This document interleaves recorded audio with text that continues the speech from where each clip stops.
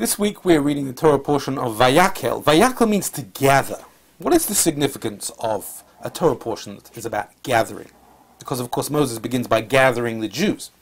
So we've just witnessed the sin of the golden calf. And Kabbalistically, sin is not understood as necessarily a rebellion against God. It's understood as chaos, as introducing disorder. In the spiritual realm, there are emanations.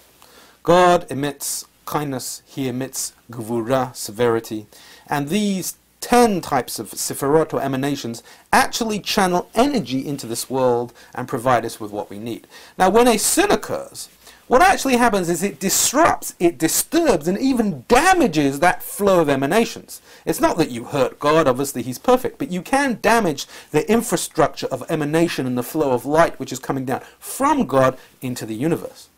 And therefore the first thing that Moses did after this tragic event, the sin of the golden calf, was to gather.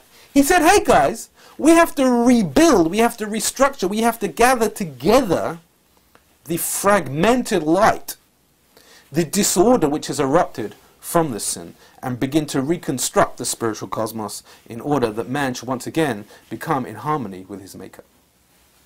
That's an insight from Rabbi Joseph Karo in his spiritual diary, the Maggid Misharim.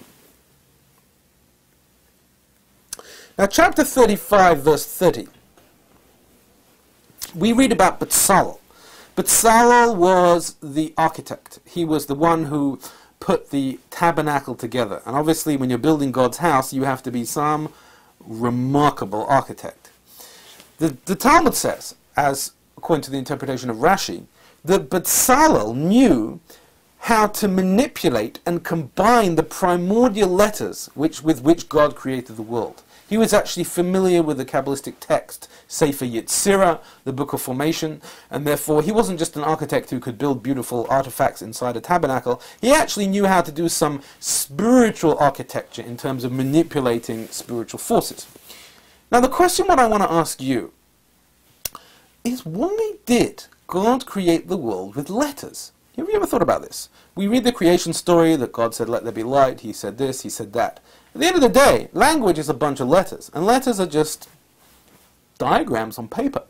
What is the meaning of this metaphor? Why did God create the world with language? He could have created it by metaphorically moving his hand, by metaphorically thinking something, by emitting energy. Why does the Torah describe it as emitting letters? So this boils down to the greatest of all Kabbalistic secrets, the secret of tzimtzum, of the shrinkage of God. Classically, the way that creation was always understood by all the medieval thinkers and by everyone that we know that spoke about it was that God moved outwards, so to speak. He was infinite, he is infinite, his energy is not able to be withstood, so gradually he has to go beyond and outside himself, till eventually the light is dim enough that the world can come into being. But Rabbi Isaac Luria, 16th century Kabbalist, rewrote the creation story. He told it in a way that no one had ever understood. He described the greatest act of creation was a moving inwards.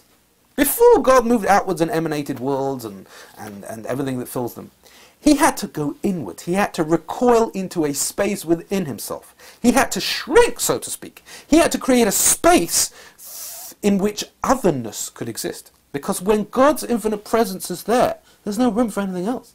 Nothing else could possibly exist. So therefore the first thing God did was make a void inside himself. He had to shrink, he had to contract. Obviously not literally, this is meant in a metaphorical sense. He was there the whole time. But he shrunk. There was a tzimtzum. And the point of that was to make the space through which we could exist, other beings, independent entities, independent consciousness could exist, because there was a space where God was not, so to speak. Now what's all this have to do with language? So Rabbi Shlomo Zalman of Liadi, the Alter Rebbe, describes this process in his classic work, Shahayichad Ve'emunah, the Gate of Unity and Faith. He describes it as an experience of language. Think about language. Does language tell you the truth, or does it lie? It's actually a bit of both. We tend to imagine that there's a binary opposition between truth and lie, either something's true or it's a lie, but actually something can be truth and a lie. How does that work? Well, think about language. I'm talking to you now, right? I'm using language to try and explain an idea, but I'm not doing a great job. What's going on in my head? The ideas in my head are much more profound and clear to me than they come out through my mouth, and that's because language is limited. It can only convey so much. It's just a bunch of letters on a piece of paper. So language, at the same time it communicates, it conceals. Just as it gives forth, it holds back. And therefore language is really a truth and a lie at the same time.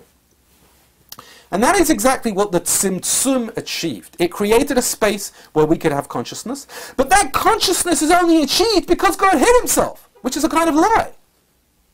So therefore, the fact that we have any perception, and our perception is genuine, we're really here, we're not an illusion, the fact that we have any perception is because of that lie, and yet our perception is real. So this kind of dichotomy, this dialectic tension between truth and lie, is really symbolized by language. And that is why the creation story is described as God spoke. He said letters, he uttered words, because the simultaneous revelation disclosure and concealment, which is occurring through language at the same time, is symbolic of the simultaneous truth and lie of the Tzimtzum.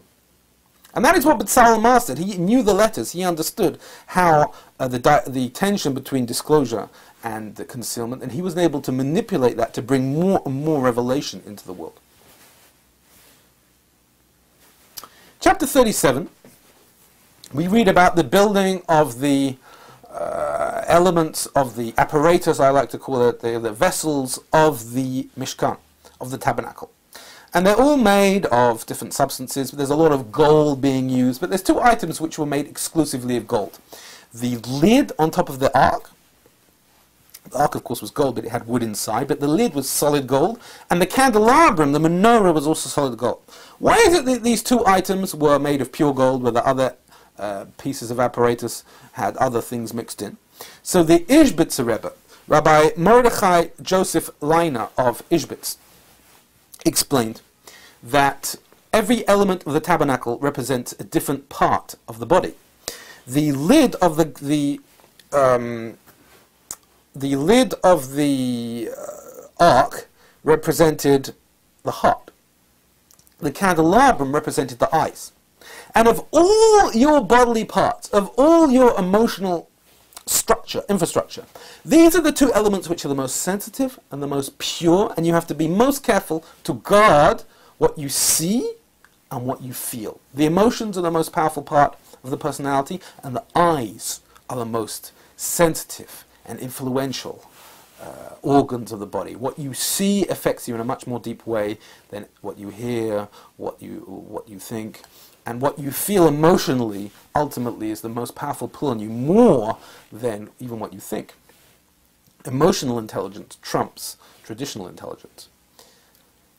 So that's why they were pure gold, to tell you that keep them pure, keep your heart pure, keep your eyes pure. Be careful what you look at. The images that you look at affect you very deeply, and be true to your emotions, and try and always cultivate positive emotions in your heart and eliminate negative, toxic ones. Spiritual message for this week. Vayakhel means to gather. The Mishkan, the tabernacle in the desert, was a collective effort by all the Jewish people together. And that teaches us a profound message, that the whole is always greater than the constituent parts. It teaches us to have a holistic approach to both our own lives and our communal lives with others. When you belong to a community and you're in harmony with each other, you can collectively achieve more than every individual put together. When your own life is harmonious and there's a synchronicity between what you eat, what you say, what you think, what you believe, it's all together in one harmonious web, and it's each part is consistent with the other, then you will be more powerful than if you fragment your day and your life into different elements. So remember that, Vayakhel, bring it together, bring your life together, be part of the community, and you'll be so much more powerful. Thank you very much for listening to this week's broadcast. Join us next week for Torah in 10.